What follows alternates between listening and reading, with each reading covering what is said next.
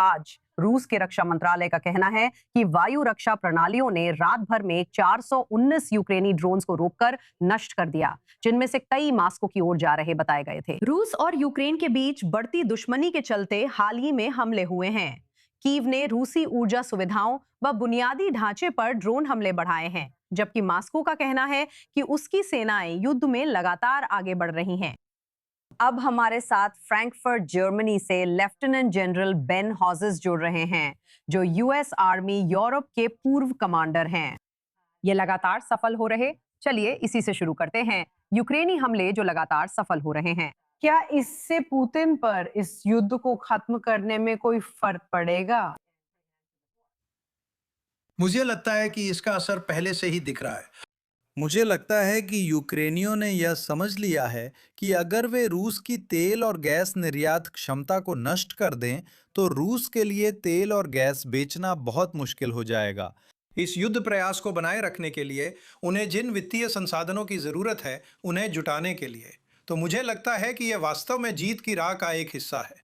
अब यूक्रेन के पास रूस के अंदर 2000 किलोमीटर दूर तक के लक्ष्यों पर हमला करने की क्षमता है, और निश्चित रूप से ये इतना बड़ा क्षेत्र है कि रूस इसकी पर्याप्त सुरक्षा नहीं कर सकता।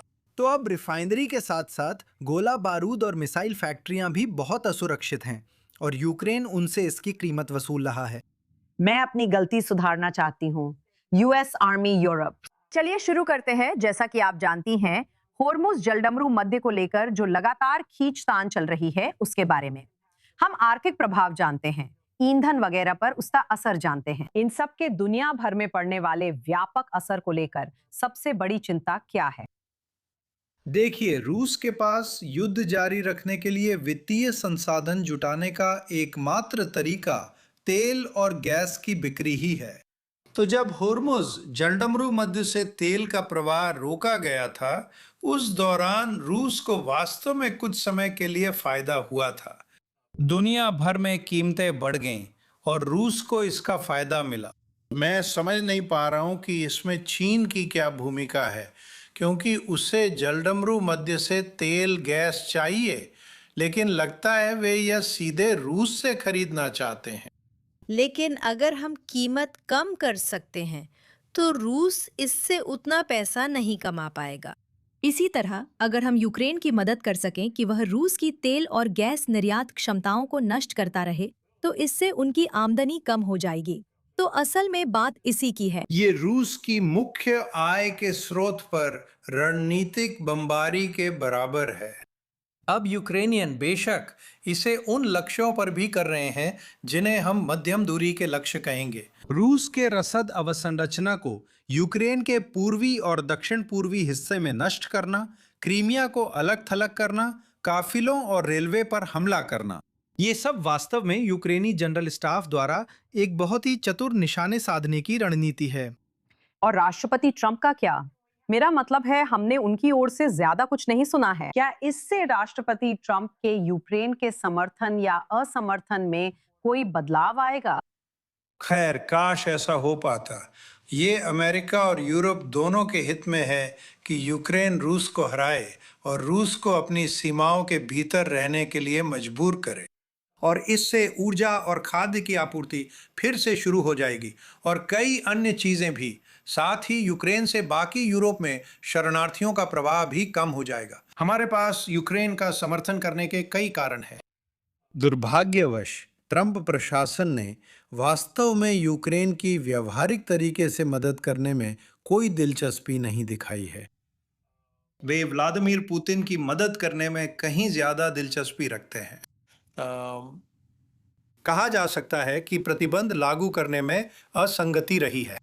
मुझे नहीं पता, राष्ट्रपति ने अगर ऐसा फैसला किया तो मुझे हैरानी नहीं होगी, या जब उन्हें एहसास होगा कि अब रुख यूक्रेन के पक्ष में हो गया है, तो हो सकता है कि वो पक्ष बदल लें। हो सकता है कि वो फैसला करें कि नहीं, मैं सच में यहाँ यूक्रेन की मदद करना चाहता हूँ। लेकिन मुझे लगता है कि ट्रंप प्रशासन के यूक्रेन को लेकर जो रवैया है, उसके कारण जो होने जा रहा है वो यह है कि अमेरिका धीरे धीरे अप्रासंगिक होता जाएगा, क्योंकि यूक्रेन ये सब खुद और यूरोपीय लोगों की मदद से करने जा रहा है। खैर, आप देख सकते हैं कि वे आक्रामक कार्रवाइयों को बढ़ाने में सक्षम रहे हैं। हम जानते हैं कि ज़ेलेंस्की G7 में थे और सभी कुछ हद तक आशावादी लौटे।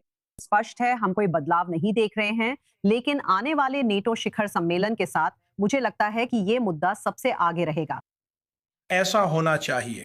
यूरोप के सभी देश जानते हैं कि अगर यूक्रेन रूस को हरा देता है तो वे बहुत ज्यादा सुरक्षित रहेंगे। इससे रूस के किसी नाटो देश के खिलाफ युद्ध जारी रखने की संभावना घटती है और इसलिए मुझे लगता है कि उनमें से ज्यादातर इसे समझते हैं और वे वास्तव में यूक्रेन का समर्थन करने के लिए आगे भी प्रयास करते रहेंगे।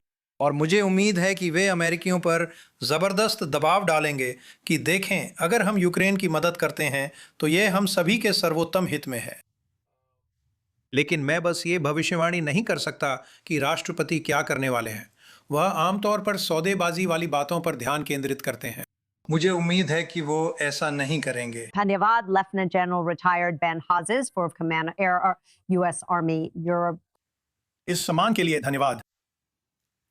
अब मोनाको में कल एक रिहायशी इमारत में पार्सल बम फटने से एक दंपत्ति और एक किशोर सहित 3 लोग घायल हो गए।